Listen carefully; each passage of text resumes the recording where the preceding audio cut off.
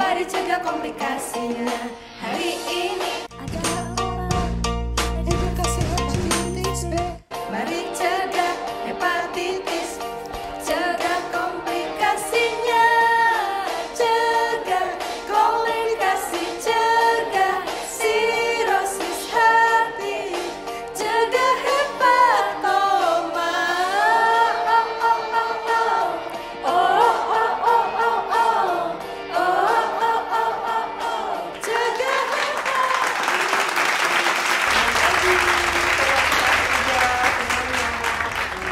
Saya Dr. Desi yang bertugas sebagai host dan mendampingi narasumber saya. Saya Dr. Susan, ketemu lagi ya sesudah 2 minggu ya. Pagi dong. Ya, selamat pagi. Gimana, sehat dok? Sehat, pasti sehat. Dengan yang puji Tuhan ya dok, Ya. sehat. Hari ini kita mau bahas apa ya dok? Ya, kalau kemarin kita kan bicara tentang GERD ya. Kalau sekarang saya mau mengajak sobat sehat untuk berbicara tentang penyakit yang sebetulnya sebagian besar nggak ada keluhan. Beda sama GERD. GERD kan keluhannya luar biasa gitu. Banyak Kalau ya. sebagian besar nggak ada keluhan. Kalau nggak dicek nggak ketahuan. Oh. Tapi bisa di kemudian hari menimbulkan masalah kesehatan yang besar dan bisa menghalangi seseorang untuk kerja. Aduh, Unfit. jadi unfit ya. Unfit. Itu bahaya sekali. Ya, dok. jadi penyakit apakah ini? Apa itu dok? Penyakit hepatitis B. Oh, hepatitis B. Hepatitis Berarti hari B. ini kita ngebahas tentang Hepatitis B. Yang saya mau tahu dok, Ya. apa sih itu hepatitis B itu dok? Pasti sobat sehat aja juga pengen tahu nih. Ya. Hepatitis B adalah virus yang menyerang hati. Namanya dinamain B, yang kasih nama kan orang juga. Para ilmuwan namain itu B.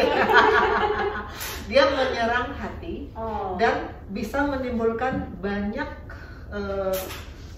kerusakan, bisa menimbulkan kerusakan hati yang nantinya akan banyak dampaknya ke kesehatan seseorang yang menderita hepatitis B. Oh, berarti ya infeksi yang menyerang ke hati, Hati. ya dok? Virus ya? Virus, infeksi virus Hmm. yang menyerang hati.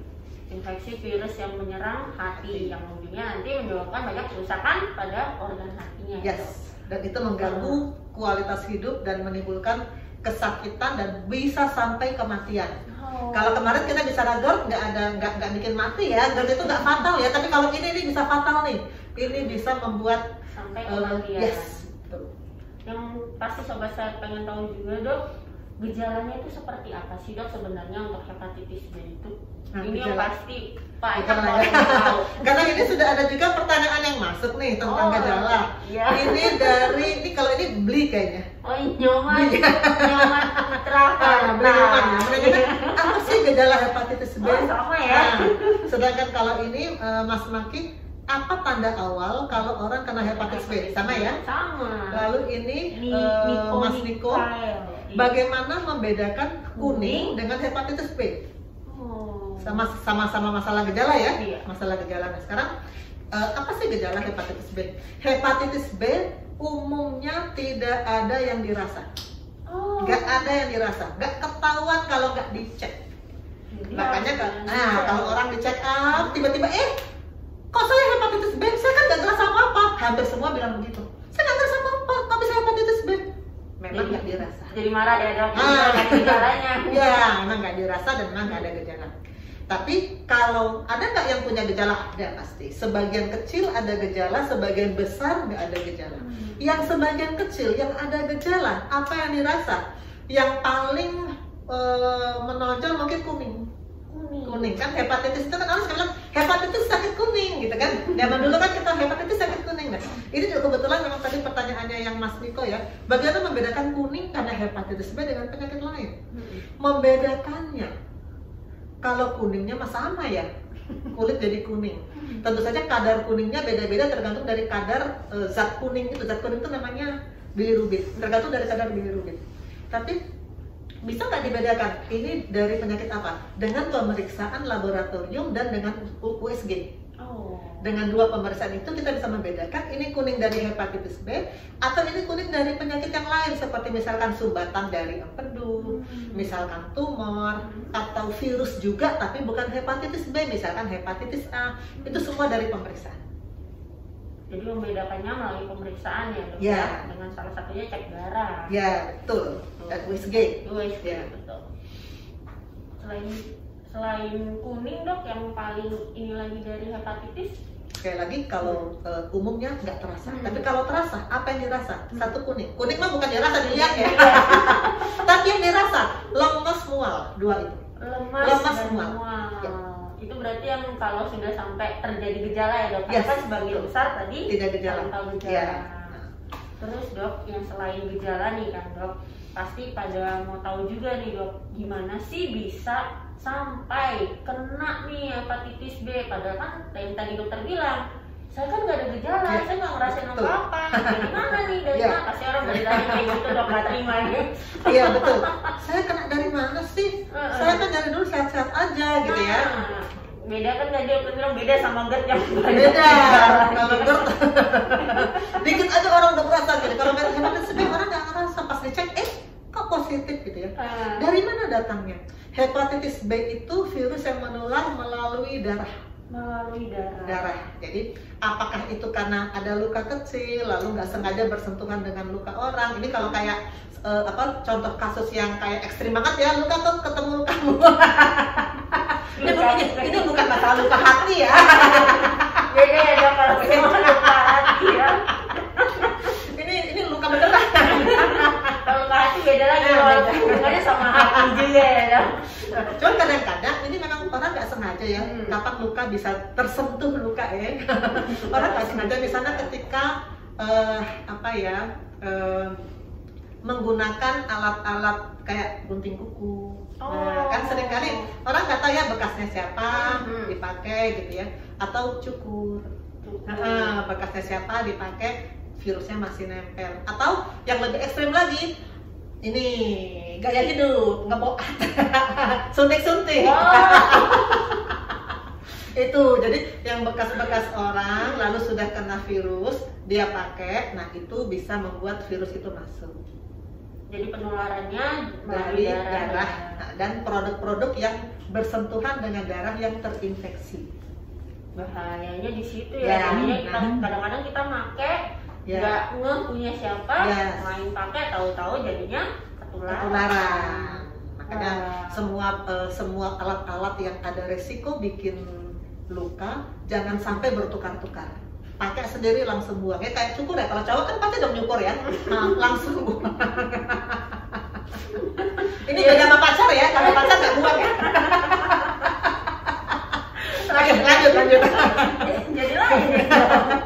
Terus dok, kalau misalnya kan tadi dokter bilang tiba-tiba unfit.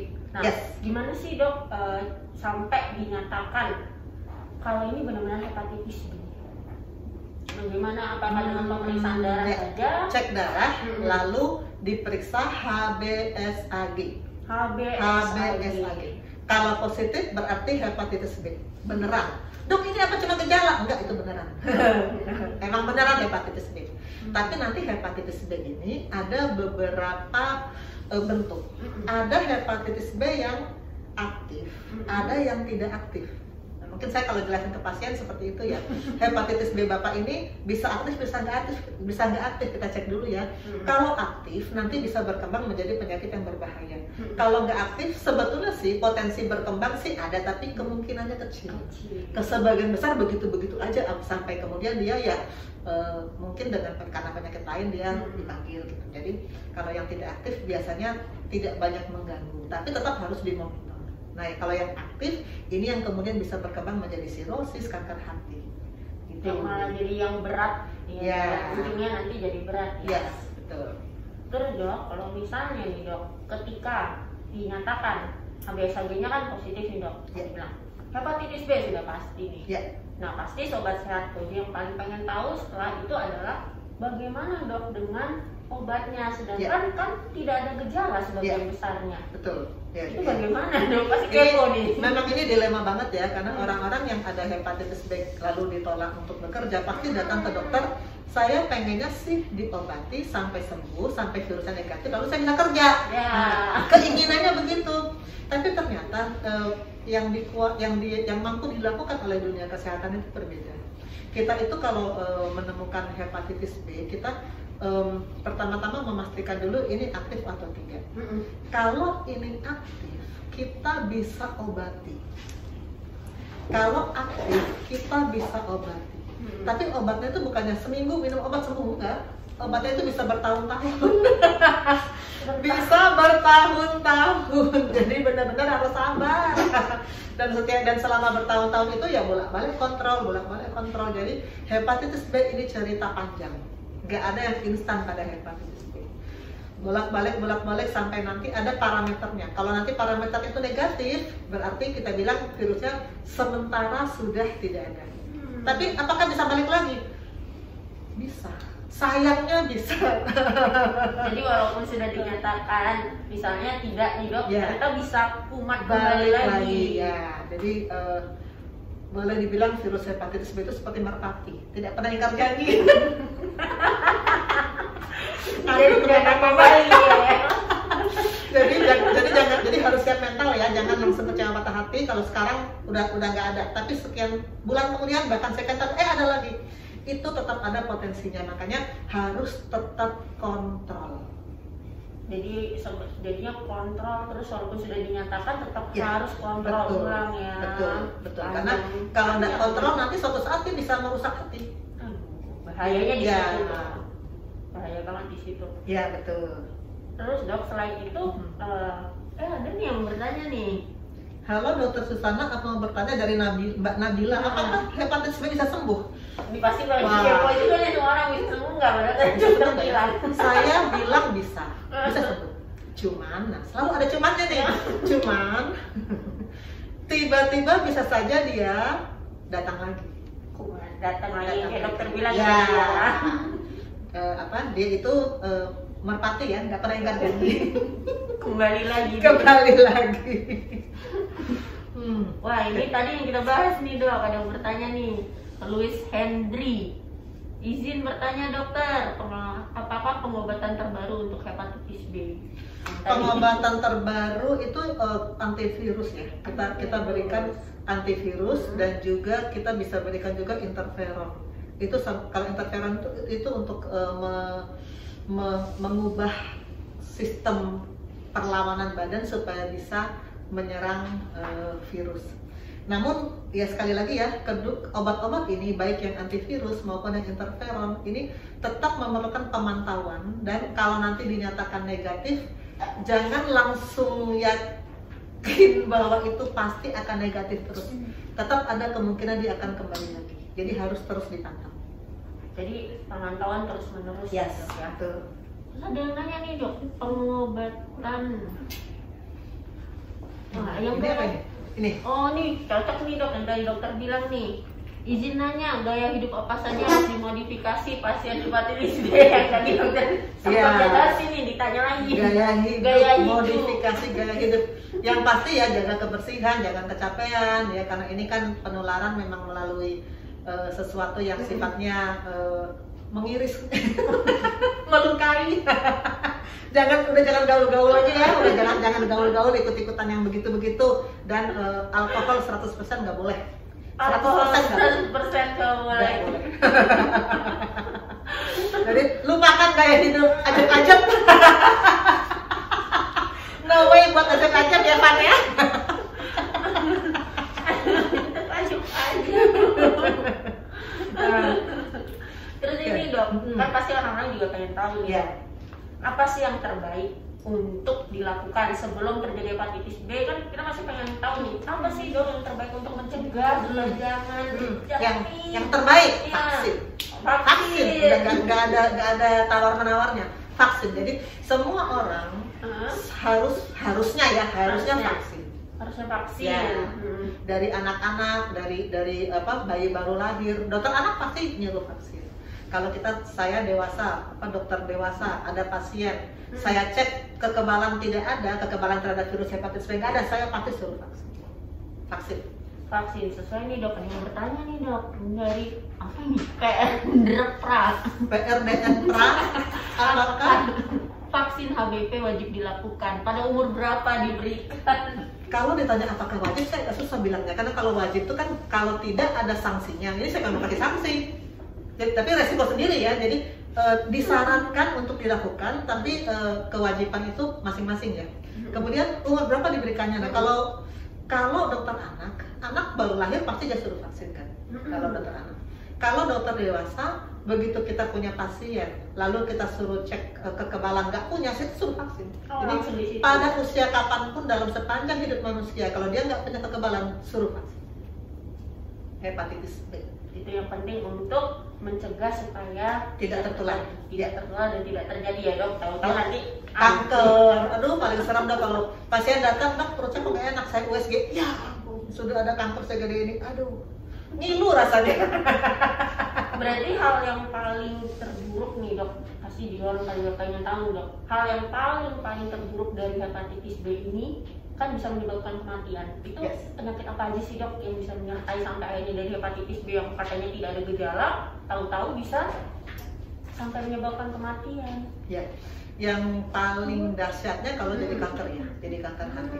Jadi kalau jadi kanker hati, dia akan mengalami hati itu jadi akhirnya kan nggak berfungsi. Dan dalam fase-fase itu dia akan mengalami nyeri, lemas, tidak bisa makan, menjadi kurus, dan kemudian akhirnya ya bisa meninggal. Meninggal itu bisa karena sebelumnya dia muntah darah dulu, atau dia atau ya sesak, lalu ya memang karena hatinya akhirnya kan nggak berfungsi. Kalau hati nggak berfungsi, maka satu organ penting yang menunjang kehidupan tidak ada, akhirnya selesai. Sampai ke kanker hati ya dok. Ya, itulah kalau sudah sampai kanker sedih deh. Itulah makanya tadi dokter bilang kalau sampai dibilang hepatitis B harus berulang kembali datang ya. Yes, betul. Itu worth it banget untuk berobat karena ancamannya itu kanker hati. Kalau sudah kanker hati kan nggak bisa diapa-apain ya sudah. Jadi tetap harus diupayakan untuk bisa berobat. Terus kita ke pertanyaan nih dok, ada nih dok Rik ya benar. Kayaknya dokter Riko kali ya. Dok Rik. Observasi dan pengobatan berapa lama? Oh ini nanyanya ke jika ibu hamil dok terkena hepatitis B, lalu apakah janinnya akan tertular? Ada dua pertanyaan berarti ya. Dua pertanyaan. Apakah janin tertular? Kemudian ibu hamil diapain gitu ya? Iya. Apakah janin tertular? Ya. Potensi tertular sangat besar. Saat dia masih di kandungan bisa tertular, pas lahir bisa tertular, pas dia menyusui juga bisa tertular. Jadi tertular nggak bayinya? Tertular. Terus diapakan kalau ibu ini kalau ada hepatitis B? Ada dua kemungkinan. Apakah sebelum dia hamil dia sudah masuk dalam orang yang diobati? Karena kan tadi saya katakan hepatitis B itu memang nggak selalu dikasih antivirus. Ada syarat-syaratnya untuk dikasih antivirus. Kalau dia sudah dikasih antivirus maka itu jalan terus walaupun dia hamil. Tapi kalau misalnya dia ketika hamil belum dikasih antivirus, maka diobservasi dulu, dilihat bagaimana kadar aktivitas virusnya, dan kita biasanya berikan antivirus kalau pada 3 bulan terakhir kehidupan bayi, trimester 3. Itu kita akan kasih antivirus supaya dan sampai kita berikan antivirus sampai 3 bulan sudah melahirkan. Jadi dalam 3 bulan terakhir trimester 3 itu 3 bulan terakhir kehidupan bayi dan sampai 3 bulan sesudah melahirkan, karena disitulah saatnya kita harus mengendalikan aktivitas virus supaya nanti dia tidak menimbulkan gangguan pada ibu dan pada bayi. Tapi kalau sebelumnya memang dia sudah menggunakan antivirus, jangan di stop, jalan terus. Tetap ya, walaupun hamil tetap harus berjalan terus itu antivirusnya ya dok ya.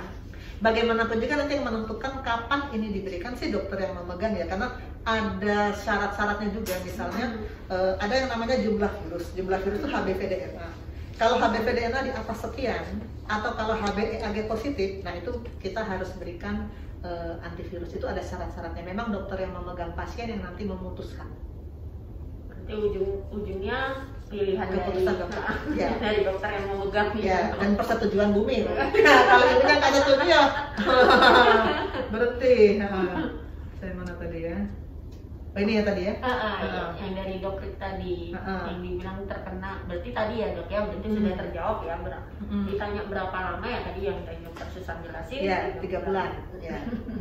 Dan terkena janinnya apa tertular ya? Akan tertular. Lagi nggak nih ya dok ya pertanyaannya? Apakah vaksin HBV wajib dilakukan? Ini Wajib nggak ya? Kita udah bahas loh tadi belum ya? Udah. Oh, udah ya. Jadi kalau dibilang wajib sih, siapa yang nggak ada sanksi, tapi kalau mau sehat ya, Ya, wajibkan dirimu sendiri gitu ya. Kita mesti mengatakan kita wajib untuk vaksin. untuk vaksin. Lanjut ini. Ini yang tadi ya, ibu hamil kena hepatitis Iya. B udah. Iya, Ini yang ini. sama. Oh, ini dong. Nah, Dari diet. Harun Mas Harun. Holmes. Apa saja diet yang membantu dalam mencegah perburukan penyakit ini, Dok? Diet. penting ini penting. Yang pasti kita harus mencegah segala makanan minuman yang berefek memberatkan untuk hati, seperti yang berlemak, seperti yang mengandung pengawet, itu mesti kita, dan yang terutama alkohol. Itu alkohol itu musuh banget buat hati, jadi tidak boleh sama sekali. Yang kadang-kadang alkohol itu bukan datang seperti bir loh, kadang-kadang datang seperti apa, tape. Oh, Bebeknya oke. kan? Iya, itu alkohol. Orang enak ya makannya. Sampai uli gitu. Iya, jadi jangan cuma lihat birnya aja, alkohol ya. Dan diet yang membantu mencegah perburukan penyakit hati. Orang sering tanyakan kurkuma ya. Kurkuma itu nolong nggak ya? Iya. Sebetulnya ya nolong. Sebetulnya kurkuma itu nolong. Cuman ada batas dosisnya. Kalau dosisnya kurang, dia nggak begitu efek. Nah, batas dosisnya tuh sebetulnya agak tinggi. Untuk kurkuma ya. Ya, makanya kalau orang minum kurkuma dari sekedar temulawak yang diolah, itu kita khawatir konsentrasi kurkumanya terlalu kecil. Tapi kalau sudah dalam bentuk ekstrak, itu mudah-mudahan konsentrasinya sudah cukup. Nah, Ini lagi dari masih dari Mas Harun lagi. Mas Harun lagi. Apakah ibu hamil dengan hepatitis bisa menularkan ke anaknya? Bisa, tadi udah kita bahas ya. Iya. Bisa. Sebelum melahirkan, saat melahirkan, sudah melahirkan, bisa menularkan. Ini tadi udah ya? Ini udah. Lanjut lagi. Dari Ansya, bila ibu menyusui dan terkena hepatitis, apakah anak yang disusui juga akan terkena? Nah, saat anak itu menyusui, apakah ASI itu mengandung virus hepatitis B dan bisa menular? Itu pertanyaan ya. Gini, hepatitis B tidak menular dari makanan minuman, enggak, tapi dari darah. Jadi kalau misalnya air susu itu toh mengandung hepatitis B, itu juga tidak masuk ke anak. Tetapi ternyata bahwa ibu menyusui tidak menularkan, memang tidak menularkan hepatitis B ke anaknya kalau dari menyusui. Tapi kalau saat menyusui misalnya ya, kita berkhayal dikit nih, saya lagi mikir nih, anak kan suka ngegigitin puting susu. Nah, kalau itu ibu memang mengandung hepatitis B, nah dari luka itu bisa sebetulnya. Jadi luka. Tapi bukan karena ASI-nya. bukan karena tertelan sama si anak ya, tapi karena mungkin di mulutnya anak juga ada luka. Nah, masuk dari situ. Jadi kadang-kadang kita mesti mikir berulang-ulang nih, kalau dengan cara apa ya? Jadi potensial bisa, tapi susunya sendiri tidak nularin hepatitis B. Terus dari Reza Gita, izin bertanya dokter, apakah pemeriksaan penunjang yang tepat untuk hepatitis B, Dok? Yang pertama HBsAg, itu pasti. HBsAg. Ya, itu pasti. Kedua, kalau HBsAg misalnya positif, kita harus lanjutkan dengan enzim hati, yaitu SGOT SGPT. Apakah itu naik atau tidak? Kalau itu naik berarti virus itu merusak hati. Kalau itu nggak naik, mungkin mudah-mudahan virusnya nggak merusak hati. Jadi ini yang model yang diobservasi. Dan selain itu kita juga cek HBeAg. Kalau tadi HBsAg, ini HBeAg. Ini untuk melihat apakah virusnya ini sedang sangat aktif atau tidak. Dari si HBeAg. Dari yang ya betul. Lalu dari Novita Sahil, yang diobservasi apa aja tanda-tandanya ya? Lalu saat diobservasi apa juga tanda-tanda perlu dilakukan pengobatan? Oh ya, ini bagus pertanyaannya, karena sebagian hepatitis B kan nggak diobatin langsung, tapi diobservasi dulu. Apa yang diobservasi? apakah virus itu merusak hati? Kita lihat dari SGOT-SGPT. SGOT-SGPT itu perlu diobservasi secara berkala. Naik nggak? Kalau naik, nah hati-hati, berarti mungkin dia merusak hati. Itu pertama. Kedua, kita juga perlu cek HBeAg. HBeAg karena itu menunjukkan virus sedang bereplikasi, sedang membelah diri. Kalau itu positif, kita juga harus mikir nih, hati-hati nih, ini lampu kuning. Dan kita juga harus rutin USG sekali 6 bulan. USG sekali 6 bulan. Sebetulnya kita tidak sarankan pada semua orang hepatitis B kronik harus USG sekali 6 bulan, sebetulnya enggak. Tapi yang ada resiko, yang punya keluarga yang tahu-tahu kanker hati, atau yang cuma kalau saya bilang sih ya, sekali 6 bulan kan tidak berat ya. Saya lebih cenderung untuk semua pasien yang saya bisa himbau, saya himbau untuk USG sekali 6 bulan karena kita kan mendingan lebih waspada daripada kita kecolongan. Karena kalau sudah, untuk apa sih USG sekali 6 bulan? Karena kalau kita USG, kita melihat bibit kanker kecil, tindakan kita jauh lebih mudah. Tapi kalau kita USG, udah segede ini, aduh kita cuma ngelus dada aja, mau bikin apa lagi gitu. Jadi ada saat-saat dimana kita nggak bisa bikin apa-apa. Jadi alangkah bagusnya kalau ceritanya ini dia ketemu sama kita itu awal sebelum sampai segede-gede itu. Jadi masih ada peluang melakukan tindakan. Gitu. Jadi itu yang diobservasi, laboratorium darah dan USG. Ya. Si USG itu bisa jadi jatuhnya adalah deteksi dini juga ya, dok? Betul, ya, persis. Yang lesi kankernya. Deteksi dini untuk tumor hati, betul sekali, persis. Karena kan dari tadi yang dokter bilang hepatitis B ujungnya bisa yang paling bahaya kan jadi kanker hati. Sedih kalau sudah sampai kanker. Nggak bisa diapakan. Nggak bisa. Ya bisa sih, bisa. Tapi harapannya kecil dan teknologinya itu terbatas. Jadi tidak semua berhasil. Ya. Oh iya, ini dok, ada pertanyaan nih dok.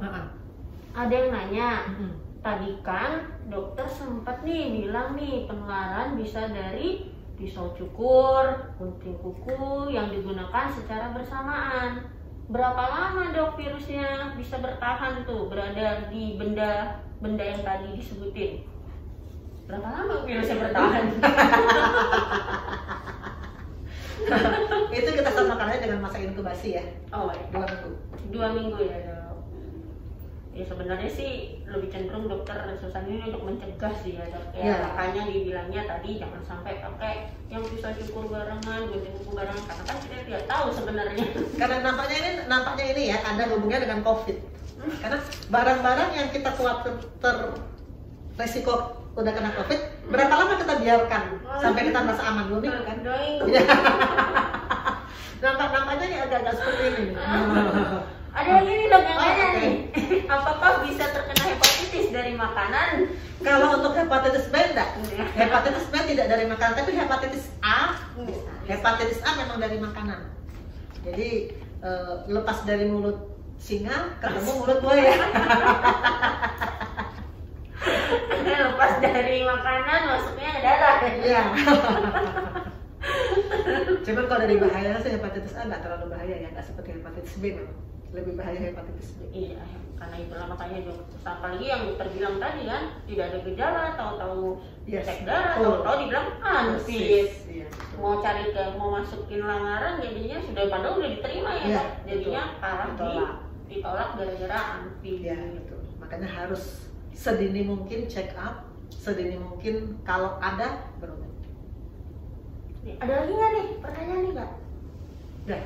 Ya. Dari waktu juga sudah 30 menit persis ya. Berarti saya ingin ya dok ya. Okay. Hepatitis B adalah infeksi virus yang menyerang organ hati, di mana dia sendiri itu butuh pemeriksaan. Okay.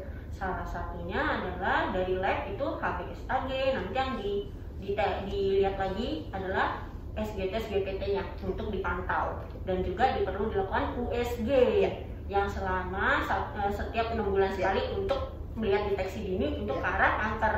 Karena kan dimana si hepatitis B ini bisa nanti mengarahnya ke kanker hati. Untuk gejalanya sendiri, hepatitis B ini kebanyakan tidak bergejala. Kalaupun dia bergejala, dia bisa kuning, Ya. mual, Ya. dan lemas. Ya. Itulah diperlukannya adanya dilakukan vaksin. Tapi sebelum vaksin lagi-lagi harus dicek lab Ya, dulu. penularan. Dan untuk mencegahnya jangan lupa gaya hidup ya dok. Iya. Gaya hidup. Anting-anting udah enggak deh. Oh, Tato-tato udah enggak. Udah enggak keren sekarang. satunya cukup ya dok ya. Enggak keren. Jadi gaya hidup ya, dimana yang alkohol itu yang paling jahat ya dok ya buat Iya, hati ya. betul. Tapi alkohol bukan cuma minuman, jangan lupa tape. Tape. Jangan Bukan lupa hanya bir. tape uli itu yang enak banget ya. Tapi dok, yang jadinya saya juga pengen tahu, USG bisa nggak sih dok di sama dokter nih di sini? Oh bisa, kalau USG Bisa. pasti bisa. Jadi bahkan USG itu kan sekarang seperti pemeriksaan bedside ya. Jadi kapan saja kita bisa lakukan. Jadi kalau ada sobat sehat yang mau cek hati ketemu saya, USG bisa, pasti bisa. Kapan aja nih dok? Kapan nih? Biar sobat saya makin tahu nih kapan nih. Kalau Ketemu nih, untuk di dokter. poliklinik saya, kalau yang di lantai 4 gedung D itu Senin, Selasa, Kamis, Jumat. Senin, Selasa, Kamis, Jumat itu gedung D. Gedung D. Kalau di gedung C itu Senin sampai Jumat. Senin sampai Jumat di gedung C, bisa langsung ketemu sama dokter Susan. Apalagi mau ngobrol-ngobrol banyak tentang hati juga bisa ya dok. Jangan apa tadi Bisa, dok? bisa. Luka hati. Kita taunya hati ya, kalau hati yang luka kita kurang tahu. Intinya, terima kasih untuk sobat sehat kerja, tetap sehat. Sampai jumpa.